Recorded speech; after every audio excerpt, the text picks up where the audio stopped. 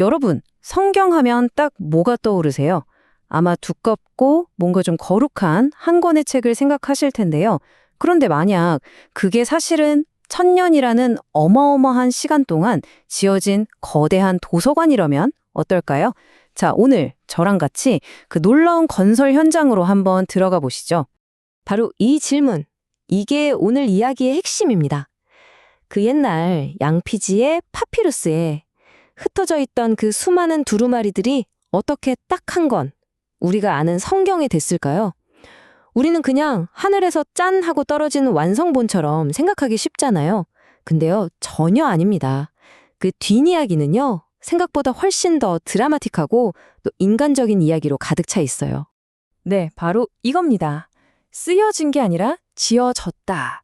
마치 도서관을 짓는 것처럼 선반 하나하나를 채워나갔다는 거죠. 그것도 무려 1000년에 걸쳐서요. 자, 그럼 지금부터 이 거대한 도서관의 설계도를 한번 쫙 펼쳐보겠습니다. 첫 번째 벽돌은 누가 어떻게 놓았는지 그 장대한 건설의 역사를 저와 함께 따라가 보시죠. 자, 이 건설 얘기를 하려면 꼭 알아야 할 단어가 하나 있습니다. 바로 정경, 영어로는 캐논이라고 하죠. 이게 그냥 책 리스트 이런 뜻이 아니에요. 어원이 아주 재밌는데 그리스어로 카논, 이 원래는 자, 그러니까 길이를 재는 측정 막대기를 뜻했대요. 느낌 오시죠? 그러니까 정경은 이 책이 과연 우리 신앙의 표준, 이 잣대에 들어맞는가? 이걸 재서 통과한 책들의 공식 목록인 셈입니다. 그쵸? 도서관에 아무 책이나 맡겨줄 순 없잖아요. 기준이 있어야죠. 좋습니다. 개념도 잡았으니 이제 진짜 공사 현장으로 가보겠습니다. 도서관 건설 1단계, 바로 기초공사입니다. 가장 중요하고 가장 단단한 첫 번째 선반, 율법서를 쌓아 올리는 거죠. 모든 위대한 건축은 필요해서 시작되잖아요. 이때도 그랬습니다. 기원전 586년 상상해보세요. 나라가 망하고 수많은 사람들이 이역만리 바빌론으로 포로로 끌려갔습니다. 공동체의 심장이었던 예루살렘 성전은 그냥 잿더미가 됐어요. 정말 모든 걸 잃은 거죠. 그렇게 수십 년이 흐르고 겨우 고향 땅으로 돌아왔는데 남은 게 뭘까요? 흩어진 사람들을 다시 하나로 묶어줄 강력한 무언가가 절실했던 겁니다. 우리 공동체의 정체성, 우리만의 헌법 같은 거요. 바로 그때 이 위기를 해결할 한 사람이 등장합니다. 그의 이름은 에즈라였어요. 에스라는 그냥 글만 쓰는 서기관이 아니었습니다. 그는 이 도서관 프로젝트의 총책임자, 첫 번째 건축가였어요. 그는 흩어져 있던 법률들, 조상들의 이야기들을 하나하나 모으고 다듬고 편집해서 마침내 우리가 모세우경이라고 부르는 5권의 책으로 엮어냅니다. 그리고는 이걸 들고 광장으로 나가서 모여든 모든 사람들 앞에서 큰 소리로 읽어내려가죠. 바로 이것이 우리의 기준이고 우리의 기초입니다 하고 선포한 거예요. 와, 바로 이 순간 성경이라는 거대한 도서관의 첫 주춧돌이 놓이는 역사적인 장면입니다. 가장 튼튼한 첫 번째 책장이 완성된 거죠. 자, 이렇게 기초가 아주 튼튼하게 세워졌습니다. 그럼 이제 뭘 해야 할까요? 그렇죠. 건물을 위로 올려야죠. 도서관을 확장할 시간입니다. 2단계 증축공사에 들어갑니다. 이번에는 건축가가 한 명이 아니에요. 대회당의 사람들이라고 불렸던 말하자면 학자들로 이루어진 위원회였습니다. 이분들이 에즈라의 위대한 작업을 이어서 무려 150년이라는 긴 시간 동안 이스라엘의 위대한 예언자들과 역사가들이 남긴 글들을 모으는 엄청난 프로젝트를 시작합니다. 왜? 바로 두 번째 책장을 채우기 위해서였죠. 그럼 이 두 번째 책장에는 어떤 책들이 꽂혔을까요? 먼저 도서관에 역사 코너를 만들듯이 여호수아, 사사기, 사무엘, 열왕기 같은 역사 이야기들을 쭉 정리해서 넣었고요. 그 옆에는 이사야, 예레미야, 헤스겔 이름만 들어도 쟁쟁하죠. 이스라엘의 양심이라고 불렸던 거인들의 목소리를 담은 묵직한 책들을 꽂았습니다. 그리고 마지막으로 분량은 작지만 메시지는 정말 강력했던 12명의 예언자들의 글을 모아서 소예언서 컬렉션으로 딱 채워 넣으면서 이 두 번째 책장이 멋지게 완성됩니다. 자, 1층 공사 끝났고 2층 증축도 끝났습니다. 이제 도서관의 마지막 공간을 채울 시간이에요.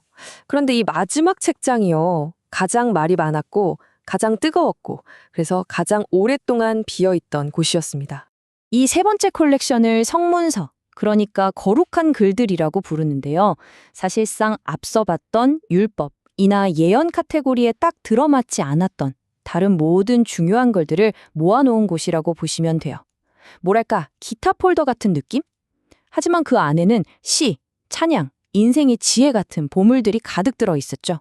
정말 다채로운 컬렉션이었습니다.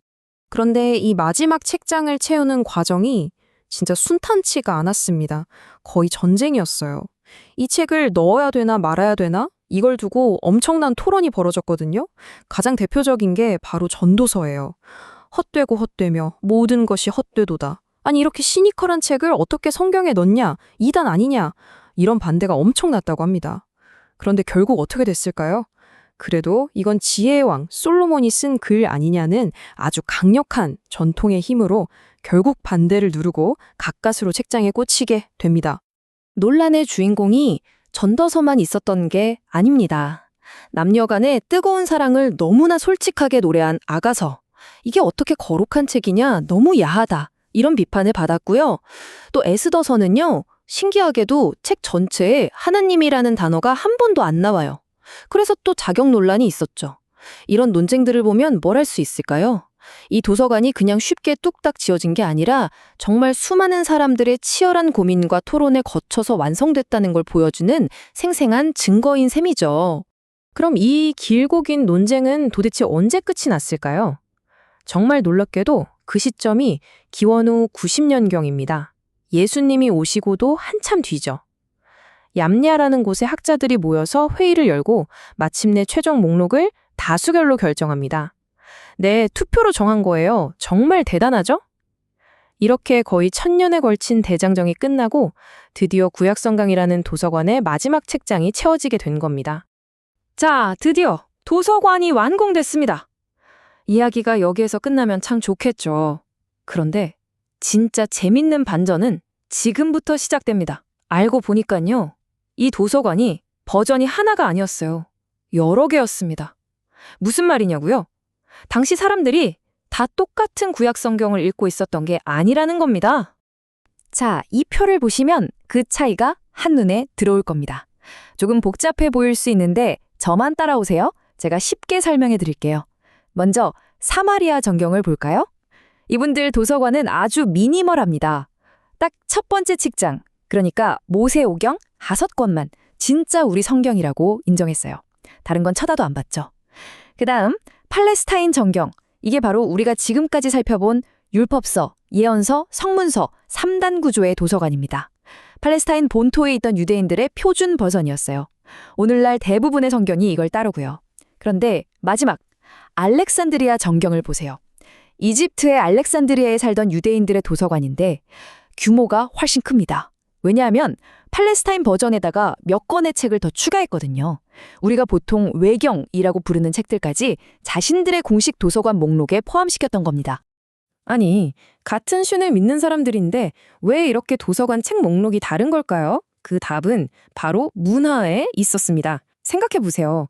알렉산드리아는 당대 최고의 국제도시였어요. 그리스 철학과 문화가 막 흘러넘치던 곳이었죠. 거기 살던 유대인들은 자연스럽게 새로운 사상에 굉장히 개방적이었습니다. 그래서 새로운 책들을 받아들이는데도 좀 더 유연했던 거고요. 하지만 전통의 심장부였던 팔레스타인의 랍비들은 정반대였습니다. 우리 것의 순수성을 지켜야 한다면서 도서관의 문턱을 아주 높게 설정했던 겁니다. 차이가 느껴지시죠? 자, 오늘 우리는 구약 성경이라는 이 거대한 도서관이 어느 날 갑자기 하늘에서 짠 하고 나타난 게 아니라는 걸 알게 됐습니다. 무려 1000년이라는 긴 시간 동안 수많은 사람들의 믿음과 고민, 그리고 때로는 정말 치열한 다툼 속에서 벽돌 하나하나, 책장 하나하나를 쌓아 올린 위대한 건축물이었던 거죠. 그렇다면 마지막 질문을 던져봅니다. 이 책이 이토록 인간적인, 너무나 인간적인 과정을 거쳐서 우리 손에 왔다는 사실, 이게 지금 이 책을 읽는 우리에게는 과연 어떤 의미일까요? 어쩌면 그 답을 스스로 찾아가는 과정이야말로 이 놀라운 도서관을 탐험하는 가장 흥미로운 여정이 아닐까 그런 생각을 해봅니다.